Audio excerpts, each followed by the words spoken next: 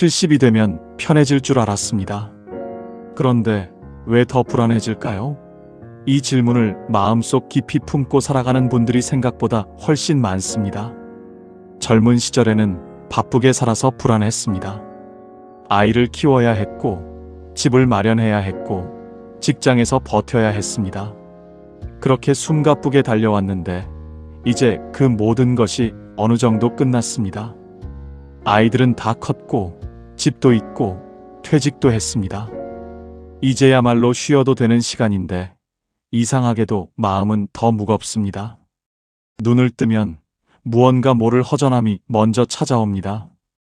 통장 잔고를 확인하면서 이 돈이 내가 죽을 때까지 버텨줄까 하는 생각이 들고, 거울을 보면 어느새 노인이 되어 있는 자신이 낯섭니다. 무릎이 쑤시고 계단을 오르면 숨이 차고 병원 갈 일이 점점 많아집니다. 자식들에게 전화라도 하면 바쁘다는 말이 먼저 돌아오고, 오랜 친구들은 하나둘 세상을 떠나고 있습니다. 명절에 모이는 가족도 예전 같지 않고 무언가 조금씩 빠져나가는 느낌. 그 느낌이 쌓이면 불안이 됩니다. 경북 안동에 사는 73세의 이정희 씨는 남편과 함께 30년 넘게 농사를 지었습니다. 아들 둘을 대학까지 보내고 그 아이들이 서울에 자리 잡는 것을 보았습니다. 따로 은퇴를 선언한 것도 아니었지만 어느 날 몸이 예전 같지 않다는 걸 느꼈고 밭일을 줄이기 시작했습니다. 그런데 이상한 일이 벌어졌습니다. 더 한가해졌는데도 불안이 커진 것입니다. 새벽 4시에 눈이 떠지고 다시 잠을 자려 해도 잠이 오지 않았습니다. 이정혜 씨는 이렇게 말했습니다. 일을 할 때는 몸은 힘들어도 마음은 바빠서 잡생각이 없었는데 지금은 몸은 쉬는데 마음이 더 바빠요. 뭘 해야 하는지 모르겠고 내가 지금 뭘 하고 있는 건지도 모르겠어요. 이 이야기가 낯설지 않으시죠? 어쩌면 지금 이 영상을 보고 계신 여러분의 이야기일 수도 있습니다. 퇴직 3년 이내라면 꼭 끝까지 보셔야 합니다. 지금부터 드리는 이야기는 단순한 위로가 아닙니다. 70 이후의 불안이 어디서 오는지, 그리고 어떻게 하면 그 불안에서 벗어나 정말로 편안한 삶을 살 수 있는지에 대한 진지한 이야기입니다. 많은 분들이 불안한 이유를 막연하게 나이 때문이라고 생각합니다. 그러나 나이는 핑계일 뿐입니다. 불안에는 반드시 구체적인 이유가 있습니다. 그 이유를 정확히 알아야 비로소 벗어날 수 있습니다. 오늘 이 이야기 속에 반드시 당신의 이야기가 있습니다. 함께 천천히 들어가 보겠습니다. 왜 70이 되면 더 불안해질까요? 많은 분들이 그냥 나이 드는 게 무서운 것이라고 치부하십니다. 하지만 그게 전부가 아닙니다. 불안은 언제나 이유가 있고 그 이유를 들여다보면 반드시 해결의 실마리가 있습니다. 지금부터 그 이유를 하나하나 짚어드리겠습니다. 70 이후 불안이 커지는 진짜 이유. 첫 번째는 죽음에 대한 불안을 인정하지 않기입니다. 가장 말하기 어려운 것부터 시작하겠습니다. 70 이후에 불안이 커지는 가장 큰 이유 중 하나는 죽음에 대한 두려움입니다. 그런데 많은 분들이 이것을 인정하지 않습니다. 나는 그런 것 안 두렵다고 말씀하시는 분들도 있습니다. 하지만 잠 못 드는 새벽에 혼자 침대에 누워 있을 때, 오랜 친구의 부고를 받았을 때, 건강검진 결과를 기다리는 그 짧은 순간에 심장이 쿵 내려앉는 그 느낌. 그것이 바로 죽음에 대한 두려움입니다. 그 두려움을 인정하지 않으면 어떻게 될까요? 두려움은 사라지지 않습니다. 단지 모양을 바꿔서 나타납니다. 충청남도 보령에 사는 74세 최병수 씨는 평생 보험 영업을 했습니다. 젊은 시절부터 죽음에 대해 늘 이야기하는 직업을 가졌지만 정작 본인의 죽음은 한 번도 깊이 생각해 본 적이 없었습니다. 그런데 지난해 초등학교 때부터의 친구가 갑자기 세상을 떠났습니다. 뇌졸중이었습니다. 멀쩡하게 바둑을 두다 쓰러졌고 사흘 만에 눈을 감았습니다. 그 장례식을 마치고 집에 돌아온 최병수 씨는 며칠 동안 이상한 상태가 됐습니다. 밥맛이 없었고 TV를 봐도 아무것도 눈에 들어오지 않았습니다. 그리고 자꾸 이런 생각이 들었습니다. 나는 언제까지일까? 나는 몇 년이나 남았을까? 내가 죽으면 누가 울어줄까?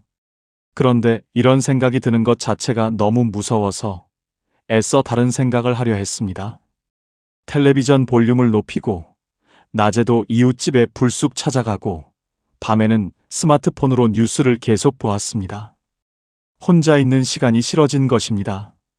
최병수 씨는 나중에 이렇게 고백했습니다. 죽음을 생각하는 게 무서운 게 아니에요. 그 생각을 피하려고 하다 보니 오히려 모든 것이 불안해졌어요. 이 고백 속에 중요한 진실이 있습니다. 죽음에 대한 두려움을 인정하지 않으면 그 두려움은 다른 모양으로 튀어나옵니다. 건강에 대한 과도한 불안으로, 가족에 대한 집착으로, 쓸데없는 걱정들로 변장하여 우리를 괴롭힙니다.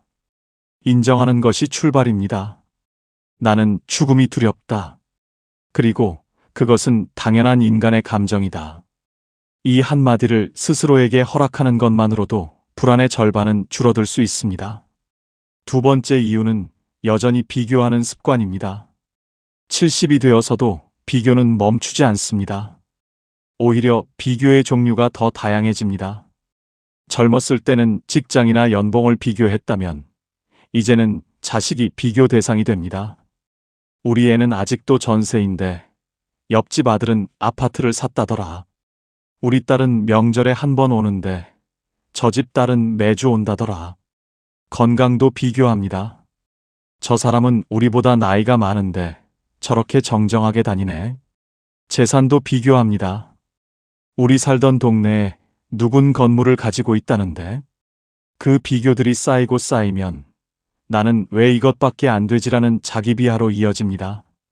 전라북도 전주에 사는 71세 박순자 씨는 젊은 시절 가정주부로 평생을 살았습니다. 남편은 소박한 공무원이었고 두 아이를 키우면서 넉넉하지는 않았지만 행복하게 살았습니다. 그런데 은퇴 후 노인정에 나가기 시작하면서 불행이 시작됐습니다. 이웃 할머니들의 이야기를 들을 때마다 자신이 초라해지는 느낌이 들었던 것입니다. 아이고, 우리 아들이 이번에 차를 새로 뽑았다니까. 손자가 벌써 영어 회화를 한다고. 우리 남편이 용돈을 이만큼 줘요. 집에 돌아오면 박순자 씨는 남편에게 괜한 짜증을 냈습니다. 그리고 혼자 이런 생각을 했습니다.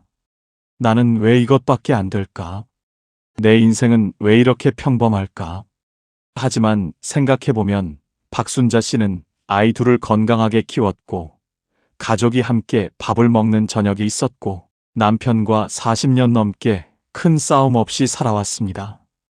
그것이 얼마나 귀한 일인지 비교하는 습관이 가려버린 것입니다.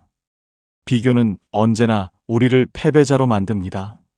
왜냐하면 비교는 언제나 자신보다 나은 것을 향하기 때문입니다. 나보다 더 나은 사람은 언제나 존재합니다. 그 무한한 비교의 사다리를 오르는 한 평안은 오지 않습니다. 세 번째 이유는 쓸모를 증명하려는 강박입니다. 퇴직 후에 많은 분들이 이런 말씀을 하십니다. 내가 뭘 해야 할지 모르겠어요. 그런데 이 말의 이면에는 조금 더 정확한 감정이 숨어 있습니다. 내가 아무것도 하지 않으면 쓸모없는 사람이 되는 것 같다는 두려움입니다. 수십 년 동안 일을 해왔습니다. 이를 통해 내가 누구인지 정의했습니다. 직함이 있었고, 해야 할 역할이 있었고, 나를 필요로 하는 사람들이 있었습니다. 그런데 그것이 모두 사라지고 나면 갑자기 나는 누구인가라는 질문이 떠오릅니다. 그 질문이 불편해서 일을 억지로 만들기 시작합니다. 필요도 없는데 봉사활동에 여러 개를 등록하고 무리하게 파트타임 일을 찾고 자식들의 일에 지나치게 관여하기도 합니다. 몸이 힘든데도 쉬지 못하는 이유는 쉬면 쓸모없어진다는 두려움 때문입니다. 하지만 생각해 보세요. 쓸모가 있어서 인간이 가치가 있는 게 아닙니다. 인간이기 때문에 가치가 있는 것입니다. 그 순서를 바꾸는 것이 70 이후 평안의 핵심입니다. 네 번째 이유는 관계를 정리하지 못하는 의무감입니다. 70이 되어도 여전히 피곤한 인연을 끊지 못하는 분들이 많습니다. 40년 직이라는 이유로, 친척이라는 이유로, 오랜 이웃이라는 이유로 사실은 만날 때마다 기분이 불쾌하고 에너지가 빠져나가는 관계를 유지합니다. 젊었을 때는 어느 정도 버텨낼 체력이 있었습니다. 하지만 70이 넘으면 몸의 체력만 줄어드는 것이 아닙니다. 감정을 처리하는 에너지도 줄어듭니다. 불편한 자리에서 웃어야 하고, 듣기 싫은 말을 참아야 하고, 맞지 않는 사람과 시간을 보내는 것 자체가 이제는 크게 소진되는 일이 됩니다. 그런데도 끊지 못합니다. 의리라고 생각하고 내가 너무 예민한 것이라고 자책하기도 합니다. 그 의무감이 삶을 무겁게 만들고 있습니다. 관계는 의무가 아닙니다. 관계는 나눔이어야 합니다. 한쪽만 소진되는 관계는 관계가 아니라 부담입니다. 다섯 번째 이유는 성과 중심 사고를 내려놓지 못함입니다. 평생을 더 나아져야 한다는 생각으로 살아왔습니다. 더 좋은 집, 더 많은 저축, 더 나은 자식들, 더 건강한 몸. 무언가를 향해 나아가는 것이 삶이라고 배웠습니다. 그런데 70이 넘으면 그 성장의 방향이 달라지기 시작합니다. 몸은 이제 더 강해지지 않습니다. 재산은 늘어나기보다 쓰는 쪽이 됩니다. 더 높이 올라갈 사다리도 없습니다. 그때 찾아오는 것이 바로 내려가고 있는 것 같다는 두려움입니다. 쉬면서 죄책감이 드는 것도 이 때문입니다. 아무것도 하지 않는 하루가 낭비된 하루처럼 느껴집니다. 일찍 일어나지 않으면 게으른 것 같고, 배우지 않으면 뒤처지는 것 같고, 운동을 빠지면 건강을 포기한 것 같습니다. 이 성과 중심의 사고방식이 은퇴 후에도 우리를 놓아주지 않습니다. 하지만 한번 생각해 보십시오. 이제 성과를 위해 사는 시대는 지났습니다. 이제는 의미를 위해 사는 시대입니다. 성과는 숫자로 측정되지만 의미는 마음으로 느낍니다. 그 전환이 70 이후의 삶을 바꿉니다. 자, 이 5가지를 하나로 묶을 수 있습니다. 70 이후 불안의 본질은 내려놓지 못함입니다. 죽음을 인정하지 않으려는 마음, 비교를 멈추지 못하는 마음, 쓸모를 증명하려는 마음, 관계를 정리하지 못하는 마음, 성과를 포기하지 못하는 마음. 이 모든 것이 내려놓지 못하는 마음에서 비롯됩니다. 그렇다면 어떻게 내려놓을 수 있을까요? 이제부터가 오늘 이야기의 핵심입니다. 70세부터는 이렇게 살아야 마음이 편안해집니다. 첫 번째, 하루를 단순하게 줄이기입니다. 공자는 이런 말을 남겼습니다. 지족자부, 족함을 아는 자가 진정한 부자라는 뜻입니다. 하루의 족함을 아는 것, 그것이 바로 70 이후의 삶에서 가장 중요한 지혜입니다. 많은 분들이 하루를 너무 빽빽하게 채우려 합니다. 아침에 운동, 오전에 노인 대학, 점심에 친구 약속, 오후에 손자 돌봄, 저녁에 교회. 이렇게 일정이 가득 찬 하루를 잘 살고 있는 것이라고 생각합니다. 그런데 정작 집에 돌아오면 너무 지쳐서 아무것도 할 수가 없고 다음날 아침에 눈을 뜨면 또 그 루틴을 반복해야 한다는 부담감이 밀려옵니다. 이렇게 채운 하루가 정말 풍요로운 하루일까요? 아니면 단지 바쁜 하루일까요? 이 둘은 다릅니다. 풍요롭다는 것은 마음이 충만하다는 것이고 바쁘다는 것은 몸이 소진된다는 것입니다. 이제는 하루 할 일을 3가지로 줄여보세요. 딱 3가지입니다. 오늘 반드시 해야 할 일 하나, 하고 싶은 일 하나, 그리고 쉬는 시간 하나. 그게 전부입니다. 약속도 마찬가지입니다. 약속과 약속 사이에 반드시 쉬는 시간을 넣으세요. 약속이 끝나고 집에 돌아와서 1시간이라도 쉰 후에 다음 약속을 잡는 것입니다. 처음에는 뭔가를 덜 하는 것 같아서 불안할 수 있습니다.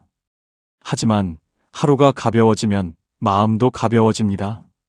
그것이 70 이후 하루의 진짜 풍요입니다.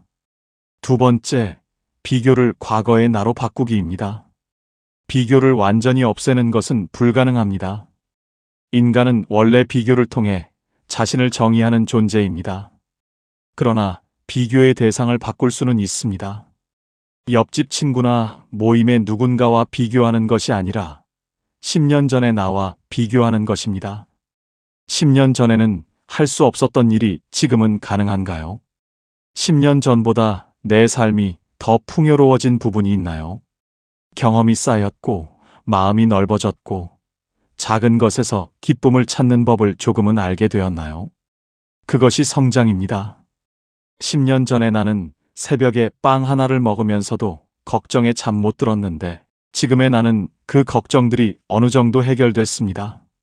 10년 전에 나는 부모님을 보내드리는 고통을 아직 몰랐는데, 지금의 나는 그 상실을 견뎌냈습니다. 그것이 성장입니다. 남보다 더 많이 가졌는가, 남보다 더 나은 자식을 두었는가 하는 비교에서 벗어나 과거의 나보다 지금의 내가 조금 더 편안하고 조금 더 지혜로운가 하는 비교로 돌아서면 비교는 독이 아니라 성장의 도구가 됩니다. 세 번째, 아무것도 하지 않아도 괜찮다고 허락하기입니다.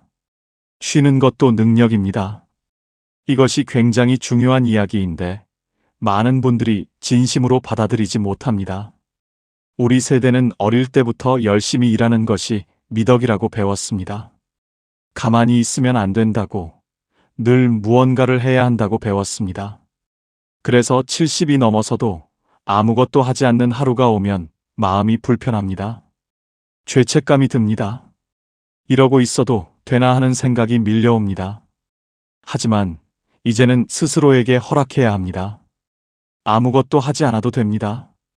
오늘 하루 종일 볕이 잘 드는 창가에 앉아서 그냥 있어도 됩니다. 새소리를 들어도 되고 구름이 지나가는 것을 봐도 됩니다. 아무런 목적 없이 그냥 있는 것. 그것이 낭비가 아닙니다. 그것이 삶입니다. 일본에는 보라이라는 표현이 있습니다. 멍하니 시간을 보내는 것을 일컫는 말인데 이것이 정신 건강에 얼마나 좋은지를 연구한 학자들이 있습니다. 아무 생각 없이 하늘을 바라보는 시간, 그 시간이 뇌를 쉬게 하고 감정을 정화합니다. 휴식은 게으름이 아닙니다. 휴식은 권리입니다. 열심히 살아온 사람이 누릴 자격이 있는 당연한 권리입니다. 네 번째, 관계를 줄이고 깊게입니다. 70의 인간관계는 숫자가 아니라 밀도입니다. 지금 이 말을 잘 기억해 주시기 바랍니다. 젊었을 때는 인맥이 넓은 것이 자산이었습니다. 아는 사람이 많을수록, 어디서든 연결될 수 있는 사람이 많을수록 도움이 됐습니다. 하지만 70이 넘으면 상황이 달라집니다. 에너지가 한정되어 있습니다. 몸도 마음도 체력이 줄었습니다. 이 줄어든 에너지를 어디에 쓸 것인가를 결정해야 합니다. 만날 때마다 가슴이 따뜻해지는 사람, 있는 그대로의 나를 보여줄 수 있는 사람, 함께 있으면 에너지가 채워지는 사람, 이런 관계를 두세 개만 깊게 유지하는 것이 100명의 가벼운 관계보다 훨씬 더 풍요롭습니다. 반대로 만날 때마다 비교당하는 느낌이 드는 관계, 내가 늘 베풀어야만 유지되는 관계, 만나고 나면 괜히 기분이 가라앉는 관계는 천천히 거리를 두어도 됩니다. 그것은 냉정한 것이 아닙니다. 그것은 남은 삶을 어떻게 쓸 것인가에 대한 현명한 선택입니다. 70의 우정은 오래됐다고 좋은 것이 아닙니다. 지금 나에게 좋은 것이 좋은 우정입니다. 다섯 번째, 오늘에 머무는 연습입니다. 쇼펜하우어는 이런 말을 했습니다. 행복은 먼 곳에 있지 않다고, 가장 보통의 일상 속에 행복의 씨앗이 있다고, 그리고 그 씨앗을 발견하는 것은 외부 조건이 아니라 내면의 태도에 달려 있다고 했습니다. 우리는 너무 자주 과거를 후회하거나 미래를 걱정하며 시간을 보냅니다. 70이 넘으면 이 경향이 더 강해집니다. 그때 이렇게 했더라면 하는 후회와 앞으로 어떻게 되려나 하는 걱정이 현재를 갉아먹습니다. 그런데 사실 우리가 살 수 있는 것은 오직 지금 이 순간뿐입니다. 지금 이 순간, 창문으로 들어오는 햇살, 오늘 아침에 먹은 따뜻한 밥 한 공기, 마당에 핀 작은 꽃 한 송이, 저녁에 마시는 커피 한 잔, 천천히 걷는 동네 한 바퀴. 이 평범한 것들이 사실은 대단히 소중한 것들입니다. 건강이 허락할 때 걸을 수 있다는 것, 음식 맛을 느낄 수 있다는 것, 햇살을 느낄 수 있다는 것. 이것이 얼마나 귀한 일인지는 그것을 잃어버렸을 때에야 비로소 알게 됩니다. 아직 잃어버리기 전에 오늘 이 순간에 머물러 보세요. 그 연습이 쌓이면 평온이 됩니다. 오늘 저녁 창밖을 한번 내다보세요. 그냥 보세요. 뭔가를 생각하려 하지 말고 그냥 거기 있는 것들을 바라보세요. 그것이 오늘의 머무는 연습의 시작입니다. 6번째, 죽음을 인정하면 오히려 삶이 가벼워집니다. 끝이 있다는 것을 알면 오늘이 선물이 됩니다. 이 말이 처음에는 이상하게 들릴 수 있습니다. 죽음을 생각하면 우울해질 것 같은데 어떻게 삶이 가벼워진다는 것인가요? 조선 후기의 실학자 정약용은 유배지 강진에서 이런 이야기를 남겼습니다. 인간은 언제 어디서 삶이 끝날지 알 수 없기 때문에 오늘 이 순간을 최선을 다해 살아야 한다고. 그는 강진 유배 시절 모든 것을 잃었습니다. 벼슬도, 재산도, 가족과 함께하는 일상도. 하지만 그 절망적인 상황에서 오히려 더 맑아진 정신으로 500권이 넘는 책을 썼습니다. 죽음이 언제든 올 수 있다는 사실이 그를 오히려 더 살아있게 만든 것입니다. 죽음을 억지로 피하려 하지 말고 담담하게 인정해 보세요. 그래, 나는 언젠가는 간다. 그렇다면 오늘 하루를 어떻게 살 것인가? 이 질문을 품으면 삶이 달라집니다. 사소한 것에 화내는 시간이 줄어들고 소중한 사람과 보내는 시간이 늘어나고 지금 이 순간이 얼마나 고마운 것인지를 느끼게 됩니다. 죽음은 삶의 끝이지만 죽음을 인정하는 것은 삶의 시작이 될 수 있습니다. 그 역설이 70 이후의 삶을 훨씬 더 가볍고 풍요롭게 만들어줍니다. 이제 감동적인 두 분의 이야기를 들려드리겠습니다. 경기도 수원에 사는 72세 윤혜숙 씨는 3년 전에 남편을 잃었습니다. 45년을 함께 살았습니다.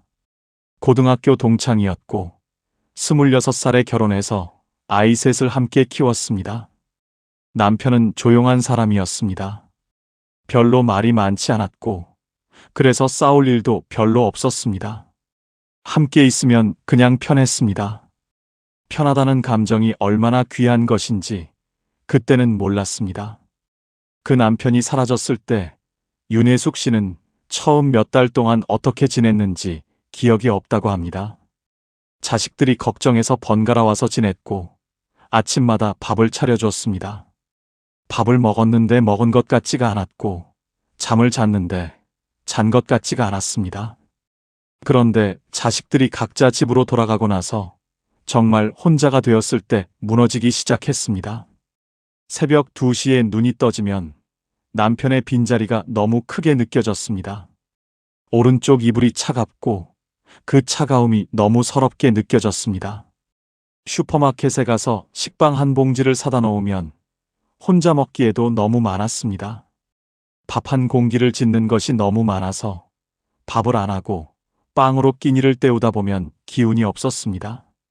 기운이 없으면 아무것도 하기 싫고 아무것도 하기 싫으면 더 우울해지는 악순환이 이어졌습니다. 6개월이 지났을 때 윤혜숙 씨는 스스로 결심했습니다. 이렇게 있다가는 나도 죽겠다 싶었다고 합니다. 그래서 아주 작은 루틴을 만들기 시작했습니다. 아침 7시에 일어나서 창문을 열고 바깥 공기를 10번 깊게 들이마시는 것. 그게 첫 번째였습니다. 그 다음에는 남편이 좋아하던 원두 커피를 직접 내려 마시는 것. 커피를 마시면서 남편한테 오늘 하루 어떻게 보낼지 말을 거는 것. 오늘은 마트 좀 다녀올게요. 저녁에 된장찌개 해 먹을 거예요. 혼자 중얼거리는 것이 처음에는 이상하게 느껴졌지만 점점 그 시간이 기다려졌습니다. 그 루틴이 하루의 닻이 되어 주었습니다.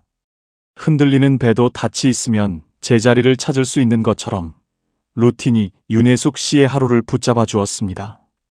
한 달이 지나자 루틴이 두 개가 됐습니다. 오전 10시에 동네를 한 바퀴 도는 것이 추가됐습니다. 처음에는 고개를 숙이고 걸었습니다. 마주치는 사람들과 눈이 마주치면 왠지 자신이 불쌍하게 보일 것 같아서였습니다. 그런데 2달쯤 지나자 고개가 올라갔습니다. 길가에 꽃이 보이기 시작했습니다. 강아지를 산책시키는 이웃이 웃으며 인사를 건넸을 때 오랜만에 미소가 지어졌습니다. 1년이 지난 지금 윤혜숙 씨는 동네 걷기 모임에 나갑니다. 일주일에 2번, 오전 8시에 공원에서 3명이 함께 걷습니다. 많이 웃지는 않습니다. 화려하게 살지도 않습니다. 그러나 아침에 눈을 뜰 때 오늘 하루를 살겠다는 마음이 생긴다고 합니다. 그것으로 충분합니다. 그것으로 정말로 충분합니다. 윤혜숙 씨는 이런 말을 했습니다. 남편이 없어서 슬픈 건 여전해요. 그런데 슬픔이 있어도 살아갈 수 있다는 걸 알게 됐어요. 슬픔도 내 삶의 일부라는 걸 이제는 받아들이게 됐어요. 그 한마디가 오늘 이 영상을 보고 계신 분들께 닿기를 바랍니다. 서울 은평구에 사는 75세 강민철 씨는 35년간 중학교 체육교사였습니다. 수백 명의 학생들에게 운동을 가르쳤고 교장까지 올라갔습니다. 퇴직식 날 학교 강당에서 선생님들과 학생들이 박수를 치며 배웅해 줬습니다. 꽃다발도 받고 케이크도 먹고 기념사진도 찍었습니다. 그리고 집에 돌아왔습니다. 문을 열고 집에 들어섰을 때 아내가 수고했어요 라고 말했습니다. 그게 전부였습니다. 35년간의 일이 그렇게 끝났습니다. 다음 날 아침 알람을 끄고 다시 누웠습니다. 갈 데가 없었습니다. 예전 같으면 이미 학교 운동장에 나가 아이들의 체육 수업 준비를 하고 있을 시간이었습니다. 처음 한 달은 쉬어야 한다고 생각했습니다. 그 다음 한 달은 여행이라도 다녀와야겠다고 생각했습니다. 제주도에 혼자 다녀왔는데 아름다운 경치가 눈에 들어오지 않았습니다. 그냥 왔다 간다는 느낌이었습니다. 아내는 당신 왜 그래? 행복해야 할 거 아니야 라고 했지만 강민철 씨는 행복이 어디서 오는 것인지 모르겠었습니다. 교사로 살 때는 아이들의 성장이 보람이었습니다. 그런데 지금 자신의 삶에는 성장이 보이지 않았습니다. 그냥 매일 똑같이 시간이 흘러가는 것 같았습니다. 6개월이 지나자 몸도 이상해졌습니다. 운동을 안 하니까 살이 찌고, 살이 찌니까 무릎이 아프고, 무릎이 아프니까 더 움직이기 싫어졌습니다. 아내와 다투는 날도 늘었습니다. 하루 종일 집에 있으니 사소한 것에도 부딪혔습니다. 그러다 어느 날 은평 지역 복지관에서 운동 봉사자를 모집한다는 전단지를 봤습니다. 노인들을 대상으로 간단한 스트레칭과 가벼운 체조를 가르쳐줄 사람을 찾는다는 내용이었습니다. 강민철 씨는 처음에는 망설였습니다. 봉사라니, 나 같은 사람이 봉사를 해도 되나? 교장까지 한 사람인데. 하지만 그냥 한번 가봤습니다. 거창하게 생각하지 않기로 했습니다. 그냥 한 번만 가보기로 했습니다. 복지관에 처음 들어섰을 때 70대, 80대 어르신 15명이 의자에 앉아 기다리고 있었습니다. 강민철 씨가 앞에 서서 천천히 팔을 올렸다 내렸다 하는 동작을 보여주자 어르신들이 따라 했습니다. 어떤 분은 팔이 잘 올라가지 않아서 눈살을 찌푸리고 어떤 분은 킬킬 웃으면서 이게 생각보다 어렵네요 라고 했습니다. 수업이 끝나고 한 할머니가 다가와서 말했습니다. 선생님 덕분에 몸이 좀 풀렸어요. 다음 주에도 오실 거죠? 그 한마디였습니다. 그 한마디에 강민철 씨의 눈이 뜨거워졌습니다. 집에 돌아오는 버스 안에서 오랜만에 내가 필요한 사람이구나라는 느낌이 들었습니다. 그게 2년 전의 일입니다. 지금 강민철 씨는 일주일에 3번 봉사를 나갑니다. 예전만큼 화려하지는 않습니다. 교장 선생님이라는 호칭도 없습니다. 하지만 복지관 어르신들이 기다려준다는 사실이, 그 기다림이 그의 하루를 채워줍니다. 강민철 씨가 나중에 이런 말을 했습니다. 은퇴하고 나서 한동안 내가 쓸모없다고 느꼈어요. 그런데 지금 생각해보면 쓸모 있어야 산다는 생각 자체가 잘못된 거였어요. 나는 그냥 나이기 때문에 살아야 하는 거지 쓸모가 있어서 사는 게 아니잖아요. 근데 그 사실을 이해하는데 1년이 걸렸어요. 그 말이 오늘 이 영상을 보고 계신 여러분께도 닿기를 바랍니다. 70은 채우는 나이가 아닙니다. 덜어내는 나이입니다. 이 문장을 한 번 더 읽어보세요. 70은 채우는 나이가 아니라 덜어내는 나이입니다. 우리는 태어나서 지금까지 끊임없이 채워왔습니다. 지식을 채웠고, 경험을 채웠고, 재산을 채웠고, 관계를 채웠습니다. 그 채움이 삶을 만들어 왔습니다. 그리고 그 채움이 있었기에 지금의 내가 있습니다. 그 노력은 충분히 인정받아야 합니다. 하지만 이제는 방향을 바꿀 때입니다. 더 이상 채우는 것이 목적이 아닌 시간이 왔습니다. 이제는 무엇을 내려놓을 것인가, 무엇을 버릴 것인가, 무엇으로부터 자유로워질 것인가를 생각할 시간입니다. 채우는 사람은 늘 배가 고픕니다. 하지만 덜어내는 사람은 가벼워집니다. 가볍다는 것은 자유롭다는 것입니다. 자유롭다는 것은 평온하다는 것입니다. 존재가 성과보다 중요합니다. 당신이 무언가를 잘하기 때문에 소중한 것이 아닙니다. 당신이 누군가에게 도움이 되기 때문에 가치가 있는 것이 아닙니다. 당신은 그냥 당신이기 때문에 소중합니다. 70년이 넘는 삶을 살아온 그 존재 자체가 이미 충분한 가치입니다. 그 세월 동안 얼마나 많은 것을 견뎌냈습니까? 얼마나 많은 사람을 사랑했습니까? 얼마나 많은 아침을 맞이했습니까? 그 모든 것이 당신이라는 존재를 구성하고 있습니다. 성과를 내야 존재의 의미가 생기는 시기는 이미 지났습니다. 이제는 그냥 잘 쉬고, 잘 먹고, 좋아하는 사람과 시간을 보내고, 하루를 무사히 마치는 것. 그것이 70 이후의 충분한 하루입니다. 쓸모보다 평온입니다. 오늘 하루 아무것도 하지 않았어도 그 하루에 평온이 있었다면 그것은 성공한 하루입니다. 남에게 인정받지 못했어도 스스로 마음이 편안했다면 그것은 잘 살아낸 하루입니다. 쓸모가 있어서 사는 것이 아니라 살아있기 때문에 쓸모가 생깁니다. 순서를 바꾸어야 합니다. 이제 오늘 이 영상을 마치면서 내일 할 일 하나를 정해보시기 바랍니다. 거창한 것이 아니어도 됩니다. 아주 작은 것이어도 됩니다. 아침에 일어나서 창문을 열고 바깥 공기를 마시는 것, 오래된 찻잔으로 따뜻한 차를 마시는 것, 좋아하는 노래 한 곡을 끝까지 듣는 것, 아니면 그냥 오늘 하루 감사한 것 하나를 마음속으로 떠올리는 것, 그 하나만 하면 됩니다. 그게 전부입니다. 그 하나가 내일의 하루를 조금 더 가볍게 만들어줄 것입니다. 그리고 지금 이 질문을 드립니다. 지금 무엇 하나를 내려놓으시겠습니까? 비교를 내려놓으시겠습니까? 쓸모를 증명해야 한다는 강박을 내려놓으시겠습니까?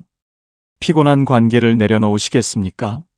아니면 오늘 하루를 낭비했다는 죄책감을 내려놓으시겠습니까? 무엇이든 괜찮습니다. 하나만 골라서 내려놓아 보세요.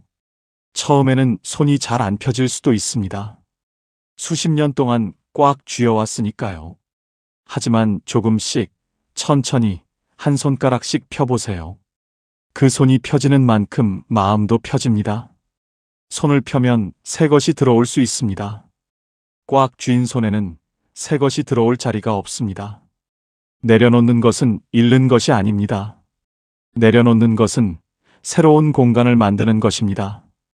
70 이후를 잘 산다는 것은 어떤 의미일까요? 더 많은 것을 이루는 것이 아닙니다.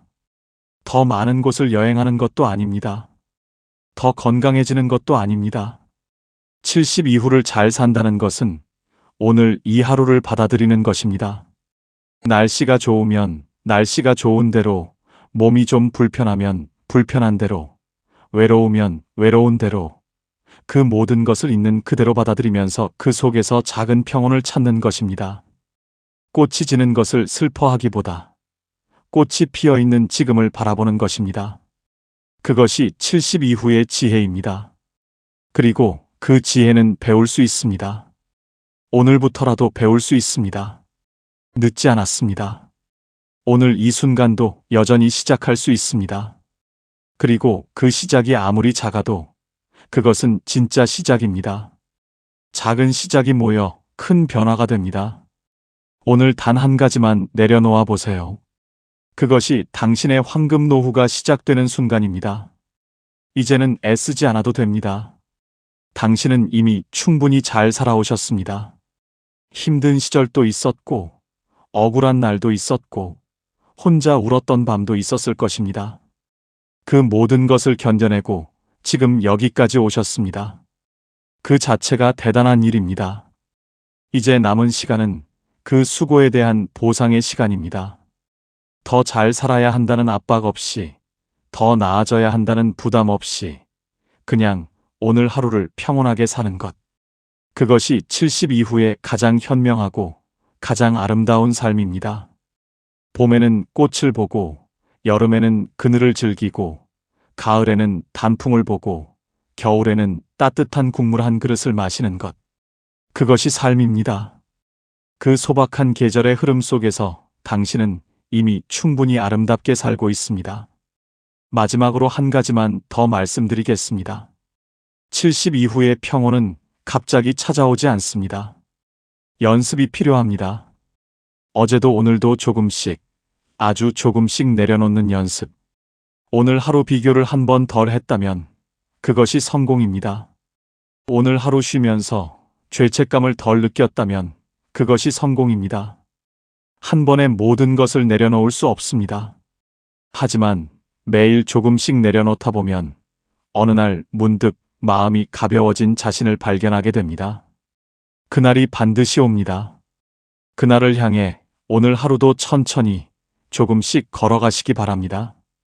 당신의 걸음이 비록 느려도 그 방향이 평온을 향하고 있다면 그것으로 충분합니다. 황금 노후는 화려한 노후가 아닙니다. 황금 노후는 평온한 노후입니다. 황금처럼 빛나는 것은 외면의 화려함이 아니라 내면의 고요함입니다. 그 고요함이 지금 이 순간 여러분 안에 이미 있습니다. 단지 아직 발견하지 못했을 뿐입니다. 오늘 이 영상이 그 고요함을 발견하는 작은 계기가 되기를 바랍니다. 오늘도 이 영상을 끝까지 봐주셔서 감사합니다. 지금까지 황금 노후였습니다. 감사합니다. 여러분, 오늘 아침에 눈 뜨자마자 어떤 생각이 드셨나요? 아이고, 오늘은 뭐 하지? 또 하루가 지겹네 하며 한숨부터 나오셨나요? 아니면 오늘도 내 마음대로 신나는 하루 보내야지 하며 환하게 웃으며 하루를 시작하셨나요? 같은 아침이지만 누군가는 무겁게, 누군가는 가볍게 하루를 엽니다.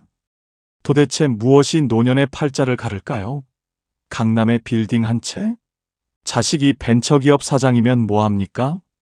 바쁘다고 1년에 한 번 얼굴 보기도 힘듭니다. 그건 허울 좋은 껍데기지요. 수백억 수천억 자산가여도 병원에 누워 아무것도 못하면 그게 무슨 소용입니까? 오늘 제가 드릴 말씀은 70, 80이 되어도 당당하게 매일을 소풍처럼 즐겁게 사는 진짜 상팔자들의 비밀 8가지를 알아보고자 합니다. 내 팔자는 왜 이래? 하시는 분은 오늘 이야기를 끝까지 들어보세요. 영상이 끝날 때쯤 인생의 해답을 얻으시고 여러분의 인생이 달라 보일 겁니다. 자, 팔자 좋은 사람의 8가지 비밀 시작하겠습니다. 첫 번째, 죽을 때까지 내 집에서 사는 사람입니다. 여러분, 이게 얼마나 큰 축복인지 아십니까? 제가 아는 분 중에 이런 분이 계셨습니다. 70대 후반의 김할머니라는 분인데요. 서울 변두리에 작은 빌라 한 채를 가지고 계셨어요. 평수로 치면 15평도 안 되는 정말 아담한 집이었지요. 엘리베이터도 없는 3층이었고 벽지는 오래돼서 살짝 누렇게 변해 있었습니다. 그런데 이 할머니를 볼 때마다 느끼는 게 있었어요. 이분은 항상 표정이 편안했습니다. 자식들이 요양병원 가시라고 몇 번이나 권유했대요. 어머니, 이제 혼자 계시기 힘드시잖아요. 우리가 좋은 데 알아볼게요. 그런데 할머니는 단호하게 거절하셨답니다. 아니다. 내가 죽더라도 이 집에서 죽을 거다. 이게 비록 작고 낡았어도 여기가 내 집이다. 왜 그랬을까요? 이유는 간단합니다. 내 집에 있으면 아침에 일어나서 화장실 갈 때 누구 눈치 안 봐도 됩니다. 밤 10시에 배고파서 라면 끓여 먹어도 미안하지 않습니다. TV 볼륨을 조금 크게 틀어도 친구가 갑자기 찾아와도 아무 문제가 없어요. 그런데 자식 집에 가면 어떻습니까? 며느리 눈치, 손주 눈치, 사위 눈치 숨 쉬는 것조차 조심스러워집니다. 요양병원은 또 어떻고요? 아무리 좋은 시설이라 해도 거긴 내 집이 아닙니다. 정해진 시간에 밥 먹고 정해진 시간에 자야 하고 내 마음대로 할 수 있는 게 하나도 없지요. 그래서 말씀드립니다. 내 집이라는 건 단순히 건물 한 채를 의미하는 게 아닙니다. 그건 자유입니다. 존엄입니다. 권력입니다. 아무리 작아도 아무리 낡아도 내 명의로 된 집 한 채가 있다는 것. 그곳에서 내가 하고 싶은 대로 살 수 있다는 것. 이게 바로 노년의 첫 번째 팔자입니다. 혹시 여러분 중에 자식한테 집을 넘겨주신 분 계십니까?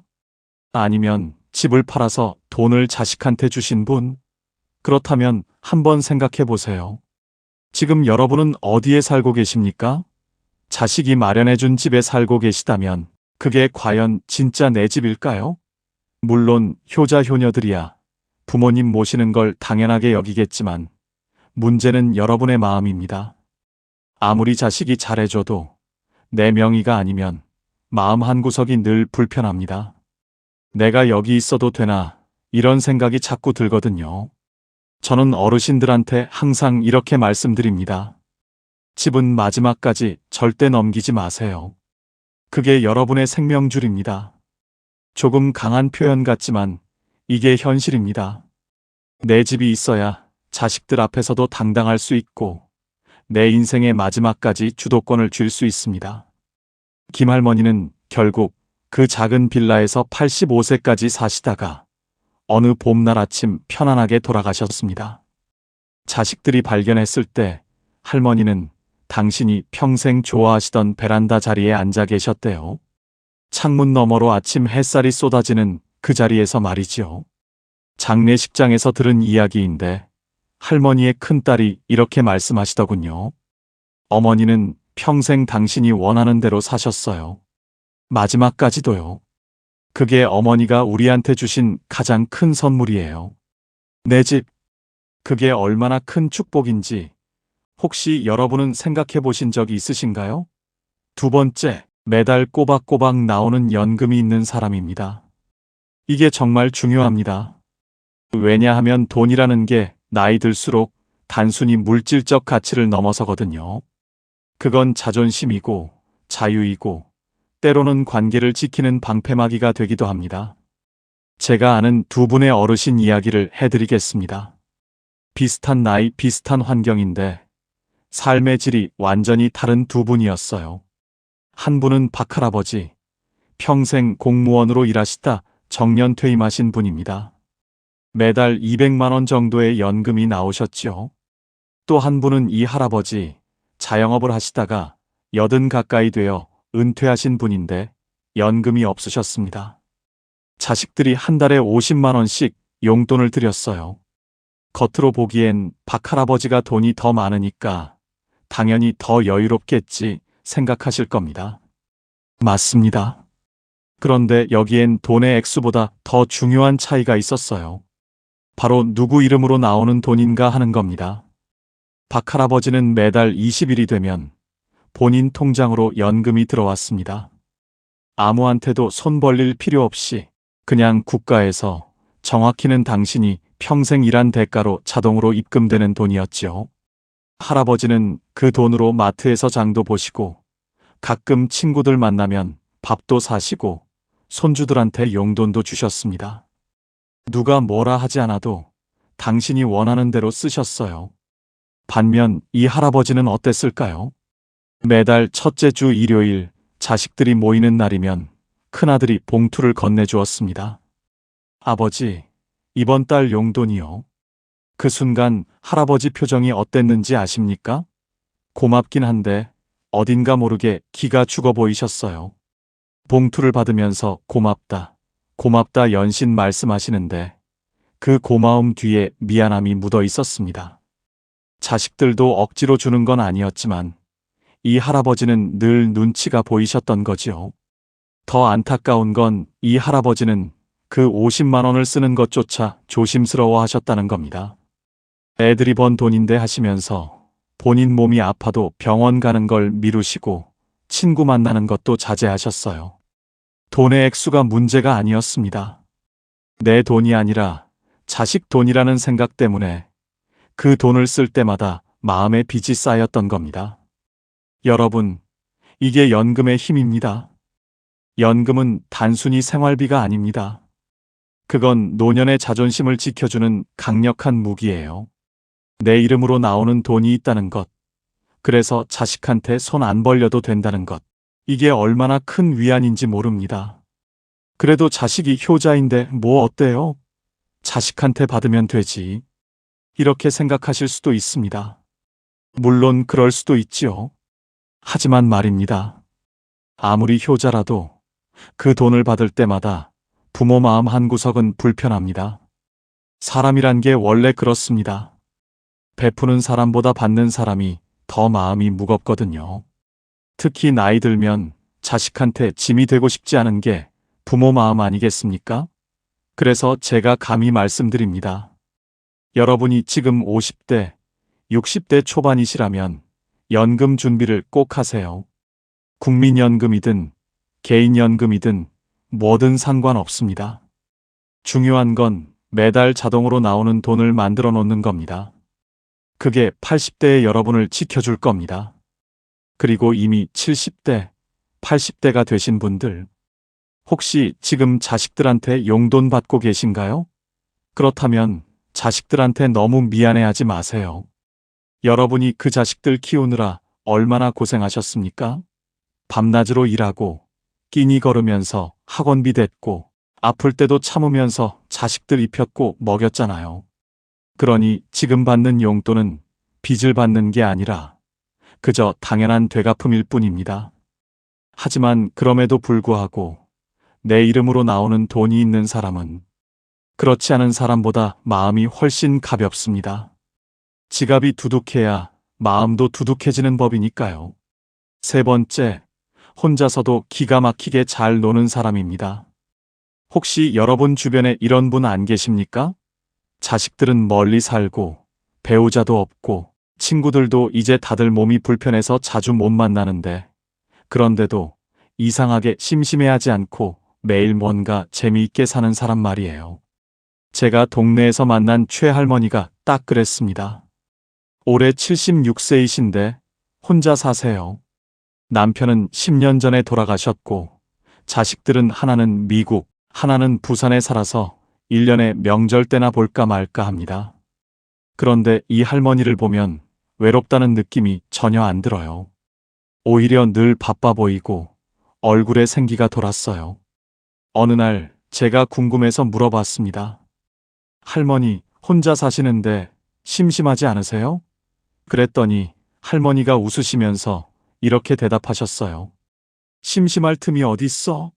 아침에 일어나면 베란다 화분 물 주고 그 다음에 유튜브로 요가 하나 따라하고 점심 먹고 나면 피아노 연습하고 저녁엔 드라마 보다가 책 읽다가 자면 하루가 금방 가더라고. 저는 그 말을 듣고 깜짝 놀랐습니다. 76세에 유튜브로 요가를 배우고 피아노를 독학으로 연습하신다니요. 할머니는 이어서 말씀하셨어요. 처음엔 나도 남편 없고 나이 드니까 외로웠어. 그런데 자꾸 사람들 찾아다니고 전화하고 그러다 보니까 나만 힘들더라고. 다들 바쁘고 또 나이 들면 각자 사정이 있잖아. 그래서 생각했지. 차라리 혼자 즐길 수 있는 걸 찾자. 그게 답이었어. 여러분, 이게 정말 중요한 이야기입니다. 나이 들면 외로움이 찾아옵니다. 이건 누구도 피할 수 없는 현실이에요. 자식들은 자식들 인생이 있고, 친구들도 각자 사정이 있고, 배우자마저 먼저 가버리면 정말 혼자가 됩니다. 그런데 여기서 두 부류로 나뉩니다. 한 부류는 끊임없이 외부에서 즐거움을 구하는 사람들입니다. 자식한테 전화하고, 나 심심하다 하고, 친구들한테 매일 연락하고. 그런데 이게 문제가 뭐냐면, 상대방이 내 기대만큼 반응해주지 않으면 실망하고 서운해지거든요. 내가 이렇게 외로운데 자식들은 왜 안 오나, 친구는 왜 연락 안 하나 하면서 마음에 상처만 쌓이게 됩니다. 또 한 부류는 혼자서도 즐거움을 만들어내는 사람들입니다. 최할머니처럼 말이지요. 이런 분들은 타인에게 행복을 구걸하지 않습니다. 본인이 스스로 즐거움의 원천이 되는 거예요. 텃밭 가꾸기, 그림 그리기, 악기 배우기, 독서, 글쓰기, 유튜브 보기, 뭐든 상관없습니다. 중요한 건 그 시간이 온전히 내 것이고 내가 주도하는 시간이라는 점입니다.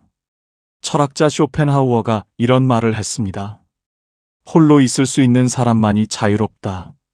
나이 들어 진짜 자유로운 사람은 누구한테 기대지 않아도 되는 사람입니다. 물론 사람은 사회적 동물이니까 완전히 혼자 살 수는 없지요. 하지만 적어도 혼자 있는 시간이 고통이 아니라 축복이 되어야 노년이 편안합니다. 여러분, 혹시 지금 혼자 있는 게 두렵지는 않으신가요?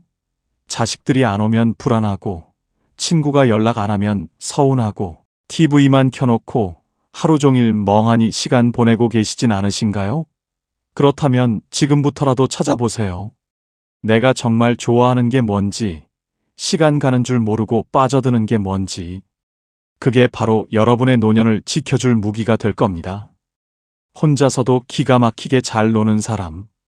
그런 사람은 외롭지 않습니다. 아니, 정확히 말하면 고독을 즐길 줄 압니다. 고독과 외로움은 다릅니다. 외로움은 고통이지만 고독은 선물이거든요.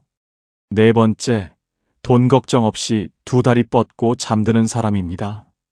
여기서 오해하지 말아야 할 게 있습니다. 제가 말하는 건 수십억 자산가가 되라는 게 아니에요. 그저 분수에 맞게 쓸 돈이 준비되어 있으면 된다는 겁니다. 강 할아버지라는 분이 계셨습니다. 평생 중소기업에서 일하시다 은퇴하셨는데 재산이라고 해봐야 작은 아파트 한 채와 예금 몇 천만 원이 전부였어요.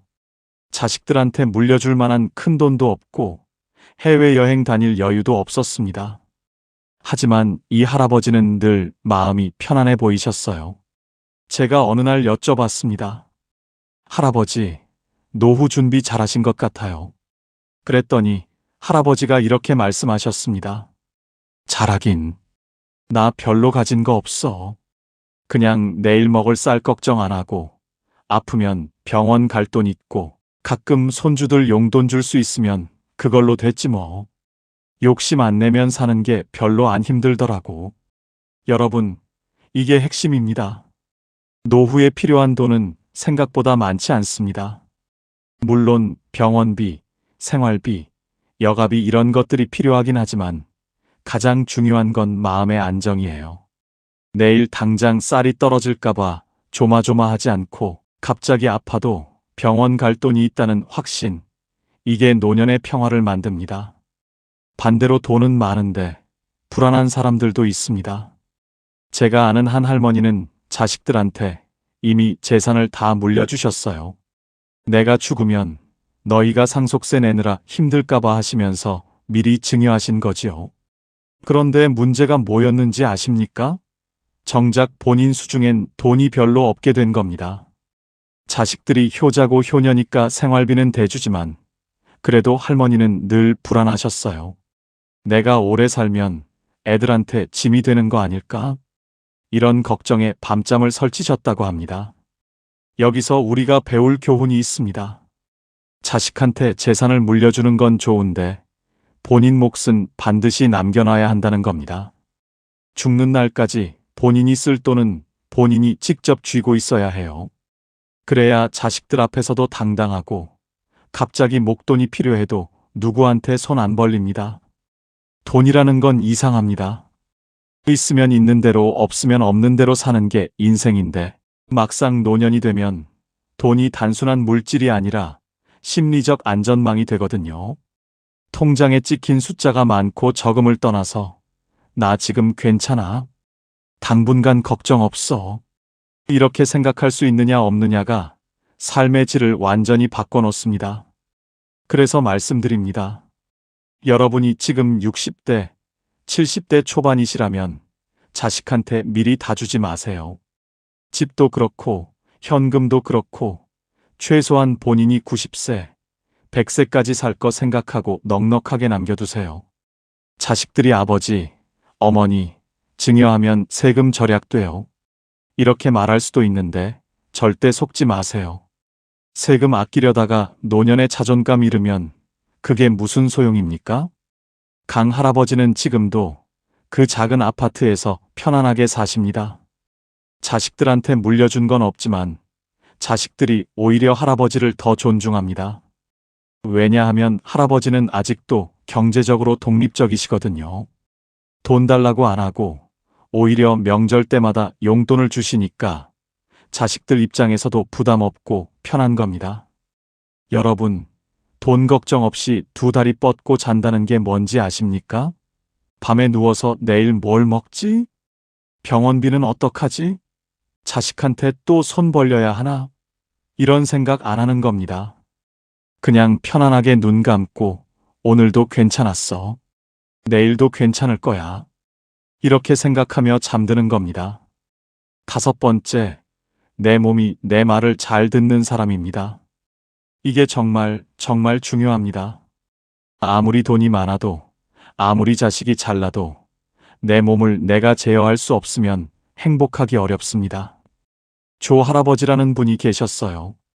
젊었을 때 사업을 크게 하셔서 재산이 꽤 많으셨습니다. 서울에 아파트도 여러 채 있고 자식들도 다 잘 컸어요. 그런데 70대 중반에 중풍이 오셨습니다.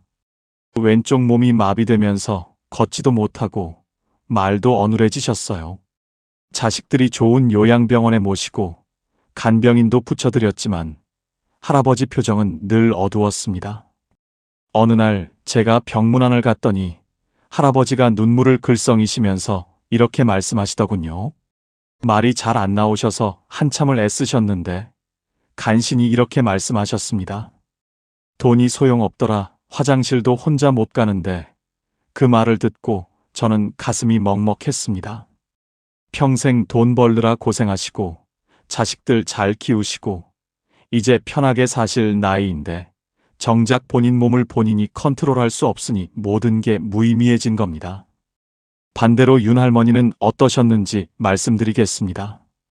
올해 82세이신데 재산은 별로 없으세요. 작은 전셋집에서 혼자 사시는데 이 할머니는 매일 아침 30분씩 산책을 하십니다. 무릎도 좀 안 좋고 허리도 가끔 아프시지만 그래도 지팡이 짚고 천천히 동네 한 바퀴 도시는 겁니다. 그리고 집에 와서 혼자 밥 해 드시고 청소하시고 빨래하시고 모든 걸 혼자 하세요. 제가 물어봤습니다. 할머니, 힘드시지 않으세요? 할머니가 웃으시면서 말씀하셨어요. 힘들긴 한데 그래도 내 몸이 내 말을 들으니까 다행이지. 요새 내 또래들 보면 다들 누워 지내거나 휠체어 타고 다니는데 나는 비록 느려도 내 발로 걷잖아. 그게 얼마나 큰 행운인지 몰라. 여러분, 이게 노년의 진실입니다. 건강이 전부는 아니지만 건강 없이는 아무것도 의미가 없습니다. 아무리 좋은 집에 살아도 침대에서 못 일어나면 무슨 소용이고 아무리 맛있는 음식이 있어도 씹지 못하면 무슨 의미가 있겠습니까? 아무리 자식들이 효자라 해도 본인이 화장실도 혼자 못 가면 얼마나 서럽고 창피하겠습니까? 그래서 지금부터라도 여러분 몸을 아끼셔야 합니다. 젊었을 때는 몸이 튼튼해서 조금 무리해도 금방 회복되지만 나이 들면 한번 망가진 몸은 다시 돌이키기 힘듭니다. 무릎이 아프면 무리하지 말고, 허리가 안 좋으면 쉬고, 당뇨가 있으면 음식 조절하고, 고혈압이 있으면 약 꼬박꼬박 챙겨 드시고, 나 이제 늙었는데 뭐 건강 관리를 해? 이렇게 포기하시는 분들이 계시는데 절대 그러지 마세요. 70대도 80대도 지금부터 관리하면 달라집니다. 물론 젊었을 때처럼 팔팔하게 되진 않겠지만 적어도 내가 하고 싶은 걸 내 몸으로 할 수 있는 상태는 유지할 수 있습니다. 윤 할머니는 82세에도 본인이 먹고 싶은 반찬을 직접 만들어 드시고 청소하시고 빨래하시고 산책도 하십니다. 물론 예전처럼 빠르게 못 하시고 중간중간 쉬면서 하시지만 그래도 본인이 직접 하신다는 게 중요합니다. 그게 자존감을 지켜줍니다. 나 아직 쓸모 있어. 아직 할 수 있어. 이런 생각이 노년을 버티게 해주는 힘이거든요. 내 몸이 내 말을 잘 듣는 사람. 비록 여기저기 쑤시고 아파도 그래도 내가 원하는 대로 움직일 수 있다면 그것만으로도 엄청난 축복입니다. 6번째, 부탁하지 않아도 되는 사람입니다. 나이 들수록 가장 서러운 순간이 언제인지 아십니까? 바로 누군가에게 뭔가를 부탁해야 할 때입니다. 장할머니라는 분이 계셨습니다. 혼자 사시는데 어느 날 은행에 가셔야 할 일이 있으셨대요. 요새는 은행도 다 인터넷으로 하고 ATM 기계로 하라고 하는데 할머니는 그런 거 잘 모르시거든요. 그래서 딸한테 전화하셨습니다. 애야, 미안한데 내일 시간 좀 내서 은행 좀 같이 가줄 수 있니? 딸은 당연히 그럼요. 엄마하고 흔쾌히 대답했지만 할머니는 전화 끊고 나서 한숨을 쉬셨대요. 애도 바쁜데 자꾸 이런 거 부탁하면 귀찮아 하겠지. 여러분, 이게 노년의 현실입니다. 나이 들면 혼자 하기 어려운 일들이 생깁니다. 스마트폰 사용법도 어렵고, 인터넷 뱅킹도 어렵고, 관공서 서류 작성하는 것도 복잡하고, 그럴 때마다 자식이나 지인에게 부탁해야 하는데, 그게 입이 안 떨어지는 겁니다. 자존심도 상하고, 미안하기도 하고, 또 거절당할까봐 두렵기도 하고. 그런데 말입니다. 어떤 분들은 부탁을 거의 안 합니다. 왜냐하면 미리미리 준비를 해놨거든요. 예를 들어 요즘 시대에 맞춰서 스마트폰 사용법을 조금씩이라도 배워놓은 분들, 인터넷 뱅킹을 천천히라도 혼자 할 수 있는 분들, 혹은 동사무소 가서 서류 작성할 때 직원한테 물어보면서라도 혼자 처리할 수 있는 분들, 이런 분들은 자식들한테 연락하는 빈도가 훨씬 적습니다. 나이 들었는데 무슨 스마트폰을 배워하시는 분들 계시는데 천만의 말씀입니다. 지금이라도 배우세요. 완벽하게 못해도 됩니다. 그냥 기본적인 것만이라도 하시면 됩니다. 전화 걸기, 문자 보내기, 사진 찍기, 유튜브 보기, 은행 앱에서 잔액 확인하기. 이 정도만 하셔도 자식한테 부탁할 일이 절반으로 줍니다. 그리고 또 하나 중요한 게 있습니다. 병원 갈 때예요. 나이 들면 병원 갈 일이 많아지는데 그때마다 자식한테 병원 같이 가자 하면 자식들도 부담스럽습니다. 물론 큰 수술이나 중요한 진료는 당연히 함께 가야겠지만 단순히 약 타러 가거나 정기검진 받으러 갈 때는 혼자 가실 수 있으면 좋습니다. 택시 타고 병원 가서 진료받고 약 타고 다시 집에 오는 거. 이게 가능하면 자식들도 훨씬 마음 편하고 본인도 당당합니다. 물론 모든 걸 혼자 다 하라는 게 아닙니다. 도움이 정말 필요할 땐 당연히 부탁하셔야지요. 하지만 부탁을 최소화할 수 있는 능력, 그게 노년의 자존감을 지켜줍니다. 나 아직 혼자 할 수 있어. 아직 쓸모 있어. 이런 생각이 우리를 젊게 만들거든요. 부탁하지 않아도 되는 사람. 누군가에게 고맙지만 미안하지 않은 노후. 이게 6번째 팔자입니다. 7번째, 오늘 하루를 이유 없이 만족하는 사람입니다. 이게 사실 가장 어려우면서도 가장 중요한 팔자일지도 모릅니다. 여러분, 혹시 요즘 이런 생각하시진 않으신가요? 오늘 뭐 특별한 일도 없었는데 그냥 평범하게 밥 먹고 TV 보고 그렇게 하루가 갔네 그러면서 왠지 허전하고 공허한 느낌. 뭔가 의미 있는 일을 해야 할 것 같은데 막상 하루를 돌아보면 별로 한 게 없는 것 같고 이런 마음 말입니다. 그런데 정할아버지는 다르셨습니다. 올해 78세이신데 이분은 특별한 취미도 없고 큰 계획도 없으세요. 그냥 아침에 일어나서 세수하고 아침 먹고 동네 한 바퀴 걷고 점심 먹고 낮잠 자고 저녁 먹고 TV 보다가 책 조금 읽고 주무세요. 매일 똑같은 일상입니다. 제가 물어봤습니다. 할아버지, 매일 똑같은데 심심하지 않으세요? 할아버지가 웃으시면서 이렇게 대답하셨어요. 심심하긴. 근데 있잖아. 나 이 나이까지 살면서 깨달은 게 하나 있어. 특별한 일이 없다는 게 얼마나 큰 행운인지. 아프지 않고, 배고프지 않고, 추위에 떨지 않고, 그냥 평범하게 하루를 보낼 수 있다는 게 사실은 기적이더라고. 여러분, 이게 정말 중요한 깨달음입니다. 우리는 평생을 뭔가 특별한 것을 추구하며 살아왔습니다. 더 좋은 직장, 더 큰 집, 더 많은 돈, 자식들의 성공. 늘 무언가를 향해 달려왔죠. 그런데 나이 들면 이제 더 이상 추구할 게 별로 없어집니다. 직장도 은퇴했고, 집도 정해졌고, 자식들도 다 컸고, 그러니까 갑자기 허전해지는 겁니다. 이제 뭘 하며 살지? 하지만 정할아버지는 다른 관점을 가지고 계셨습니다. 뭘 하며 사나가 아니라 살아있다는 것 자체에 감사하신 거예요.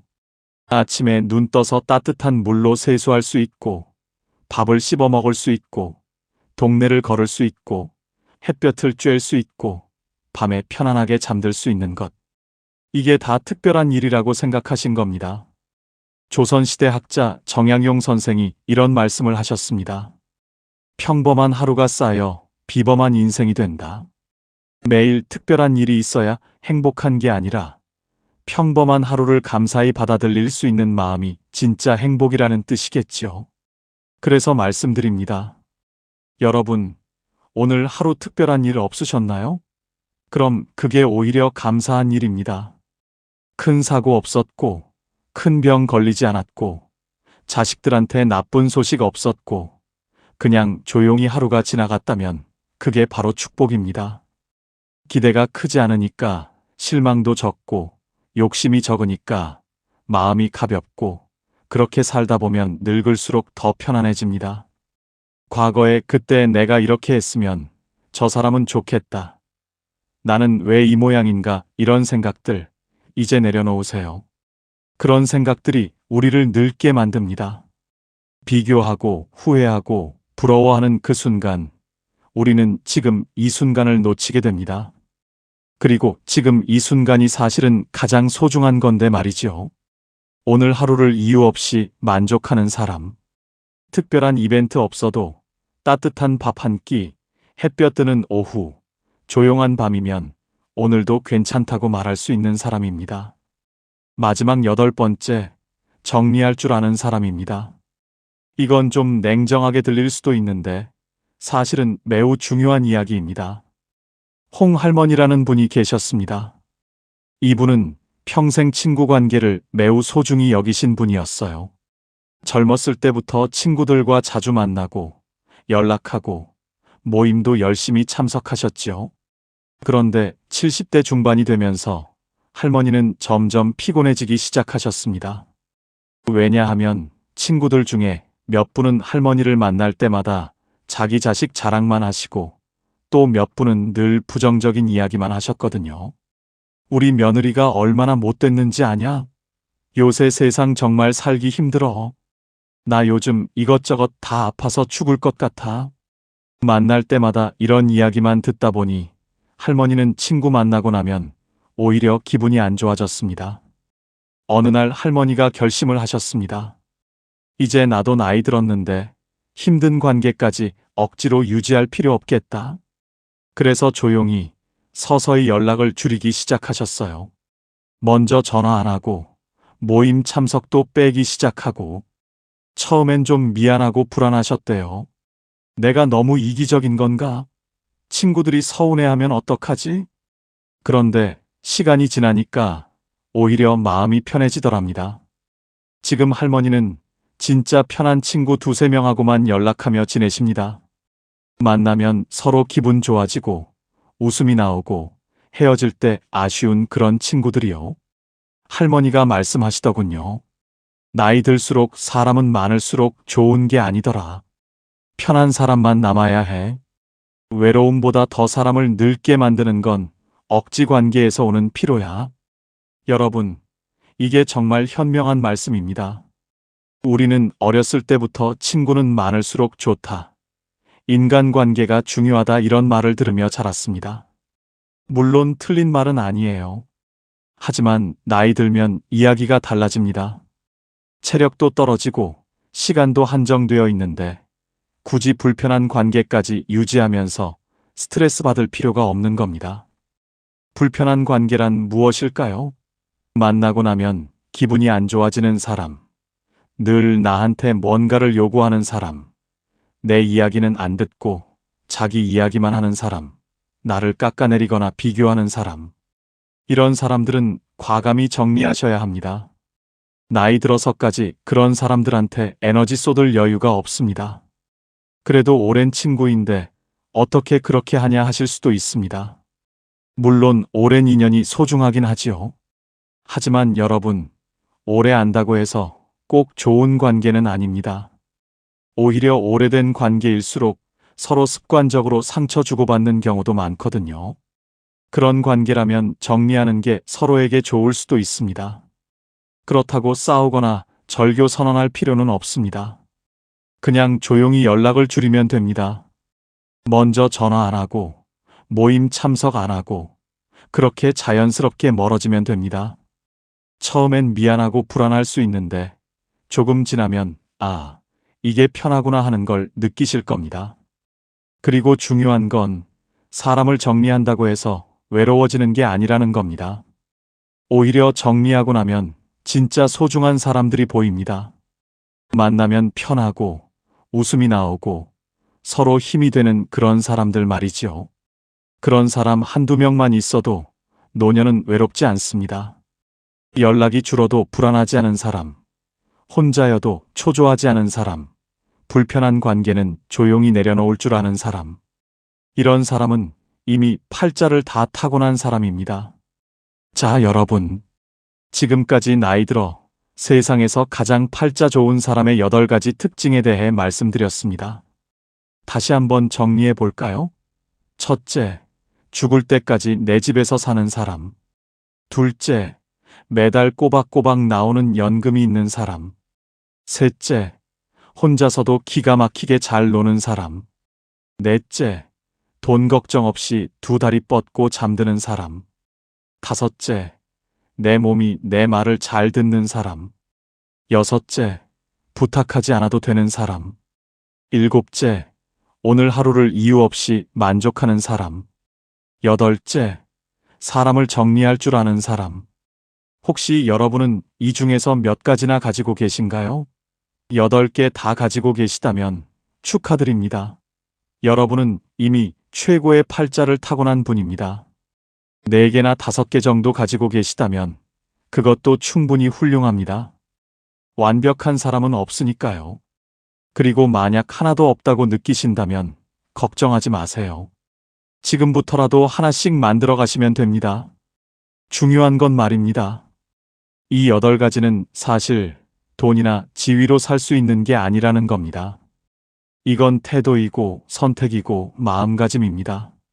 내 집에서 산다는 건 결국 독립적으로 살겠다는 의지고, 연금이 있다는 건 미리 준비했다는 거고, 혼자 잘 논다는 건 스스로를 사랑한다는 거고, 돈 걱정 없이 잔다는 건 분수를 안다는 거고, 몸이 말을 듣는다는 건 평소에 관리했다는 거고, 부탁 안 한다는 건 자립심이 있다는 거고, 하루에 만족한다는 건 감사할 줄 안다는 거고, 사람을 정리한다는 건 용기가 있다는 겁니다. 결국 이 모든 건 나를 존중하고 나를 지키는 삶으로 귀결됩니다. 나이 들수록 남한테 기대지 않고 남과 비교하지 않고 내 방식대로 당당하게 사는 것. 이게 진짜 팔자 좋은 사람의 모습입니다. 여러분, 오늘 이 이야기를 들으시면서 혹시 마음에 와닿는 부분이 있으셨나요? 아니면 나도 저렇게 살고 싶다 하는 생각이 드셨나요? 그렇다면 오늘부터 작은 것 하나라도 시작해 보세요. 집 정리하기, 연금 알아보기, 혼자 할 수 있는 취미 찾기, 작은 돈이라도 모으기, 산책 시작하기, 스마트폰 배우기, 오늘 하루에 감사하기, 불편한 사람과 거리 두기. 뭐든 좋습니다. 나이 든다는 건 끝이 아니라 새로운 시작입니다. 더 이상 남을 위해 살지 않아도 되는, 오롯이 나를 위해 살 수 있는 시간이거든요. 그러니 부디 여러분의 노년이 비교와 후회가 아닌 평화와 감사로 채워지길 바랍니다. 오늘 이야기가 여러분의 마음에 작은 위로가 되었다면 구독과 좋아요로 저에게 힘을 보태주시면 감사하겠습니다. 친구와 지인들에게 카톡으로 많이 공유해 주세요. 여러분 모두 노년의 팔자 좋은 사람으로 사시길 진심으로 응원합니다. 지금까지 황금노후였습니다. 감사합니다.